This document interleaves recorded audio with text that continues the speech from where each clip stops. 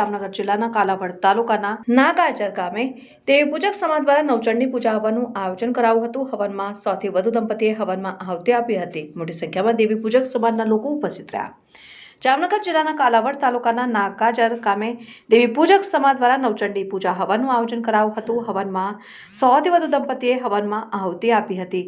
મોટી સંખ્યામાં દેવી પૂજક સમાજના લોકો ઉપસ્થિત રહ્યા। બાળકો દ્વારા ભગવાન રામ, માતા સીતા, લક્ષ્મણ અને હનુમાનજીનું સ્વરૂપ ધારણ કર્યું। હવનના કાર્યક્રમમાં ભાજપના પૂર્વ પ્રદેશ આરસી ફળદુ અને ધારાસભ્ય મેઘજી ચાવડા, મહામંત્રી અભિષેક પટવા, શહેર પ્રમુખ હસુભાઈ વોરા, ઉપપ્રમુખ ગાડુભાઈ ડાંગરિયા, તાલુકા પંચાયતના પૂર્વ પ્રમુખ MP ડાંગરિયા, દામજીભાઈ અકબરી સહિત ભાજપના આગેવાનો દ્વારા ઉપસ્થિત રહ્યા હતા। અને દેવી પૂજક સમાજ દ્વારા પૂર્વ પ્રદેશ પ્રમુખ આરસી ફળદુ અને ધારાસભ્ય મેઘજી ચાવડાનું ઢોલ નગારા સાથે સ્વાગત કરાયું।